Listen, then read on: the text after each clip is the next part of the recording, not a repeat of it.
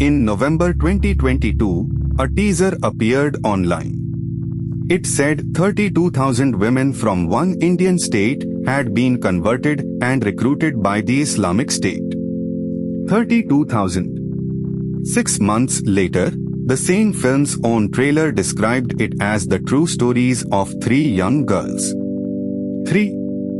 Nobody announced the change. It just happened. This is the story of how a number lost 4 zeros, and what the evidence actually shows. The Kerala story released on the 5th of May, 2023. Directed by Sudipto Senator, produced by Vipul Amritlal Shah. 138 minutes. Certified A, adults only, after roughly 10 cuts. The film follows 4 fictional students sharing a hostel room.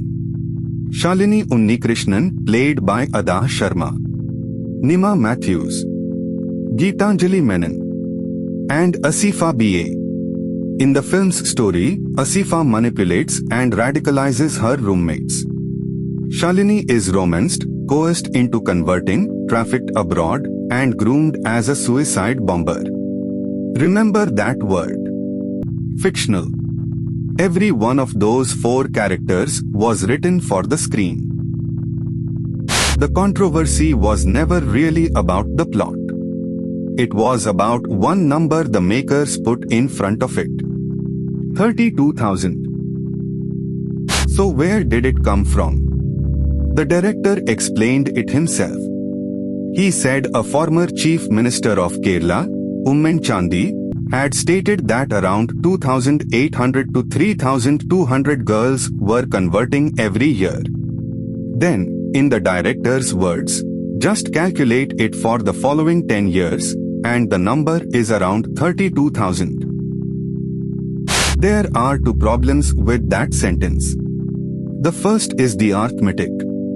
The second is that Chandy never said it. What Chandy actually told the Kerala Assembly in 2012 was that 7,713 people had converted to Islam between 2006 and 2012. That is people of all backgrounds over 6 years. Not girls. Not annually. And not one word about the Islamic State. And Oommen Chandy, the very man whose words were used to build the number, publicly called these fears baseless. He said there was no evidence of forced conversions in Kerala. The fact-checking organization Alt News examined the claim and found no evidence for it. Then something telling happened. In early May 2023, as the pressure built, the description on the film's own trailer changed. 32,000 females became a compilation of the true stories of 3 young girls. The makers had reduced their own claim by more than 10,000 times. Quietly. So what is the real number? The Observer Research Foundation documented roughly 180 to 200 pro-Islamic State cases in the whole of India between 2014 and 2018. Keralites were roughly 20 to 25% of those. The United States State Department, in its country reports on terrorism, counted 66 known Indian origin Islamic State fighters as of November 2020. 66. In a country of 1.4 billion people. Compare that to 32,000. But something real did happen, and it deserves to be told accurately. 4 women from Kerala did travel to Nangarhar province in Afghanistan between 2016 and 2018 to join Islamic State Khorasan. Their names are Sonia Sebastian, Merin Jacob, Nimisha Nair, and Rafila. And here the record diverges sharply from the screenplay. They traveled with their husbands. And of those 4 women, 3 were Christian. Only one, Nimisha Nair, was Hindu. The film's central engine, Hindu women systematically targeted for conversion, does not match the very cases it is said to draw from. Which brings us to the part of this story that should have ended the argument. On the 8th of May 2023, West Bengal banned the film.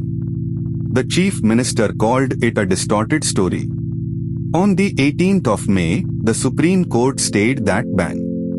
A state, it indicated, cannot ban a certified film on the apprehension of trouble. But the court did something else that day. It directed the makers to carry a disclaimer. And senior advocate Harish Salve, appearing for the producer, accepted it. The wording he agreed to was this: that there is no authentic data available to back up the suggestion that the figure of conversions is 32,000 or any other established figure. Read that again. The film's own counsel, in the Supreme Court of India, accepted that there was no authentic data behind the number the film was sold on. Not a critic. Not an opponent. Their own lawyer. And yet, the film, made on a reported budget of roughly 15 to 30 crore rupees, went on to gross around 304 crore rupees worldwide according to trade trackers. India accounted for almost all of it. Overseas was about 15 crore, roughly 5%. It became one of the biggest Hindi films of that year. But the map tells its own story. The film was enormous in the north and almost invisible in the south. In the Tamil Nadu and Kerala circuit it took under 1 crore. Why is contested? The makers alleged suppression. The Tamil Nadu government told the Supreme Court there was no ban, direct or indirect, and that cinemas pulled it themselves over poor turnout and security. The court recorded that statement. It never settled the argument. Critics were brutal. On Rotten Tomatoes it holds 14%, from a small sample of 7 reviews, averaging 3.5 out of 10. One Indian review was headlined, "All about Islamophobia." That is opinion, and you can weigh it as you like. The factual concessions in court are a different category. Those are on the record. Then, in August 2025, the 71st National Film Awards were announced. The Kerala story won Best Direction for Sudipto Sen and Best Cinematography for Prasantanu Mohapatra. The awards drew sharp criticism from Kerala's political leadership. And it is worth being precise here. An award for direction is not a finding of fact. It does not verify a number. In February 2026, the sequel arrived. The Kerala Story 2 goes beyond. A different cast. A different certificate, UA 16+, after around 15 cuts. Its own court injunction. And an opening reported at roughly 70% below the original. So where does that leave us? 3 things are true at once, and you have to hold all 3. 1. Islamic State recruitment from Kerala was real. Real women went. Real families were destroyed. That deserves serious attention. 2. The scale was in the dozens, not the tens of thousands, and the documented cases do not match the film's premise. 3. The people who made the film conceded, through their own lawyer in the Supreme Court, that no authentic data supported the number they sold it with. A film is allowed to be fiction. That is not the issue. The issue is what happens when fiction is sold as a statistic, and a statistic collapses in court while the film keeps playing. The real story of Kerala is smaller, sadder, and far more complicated than 32,000. And it deserved to be told as it was. If this was useful, subscribe. We check the claim, not the side.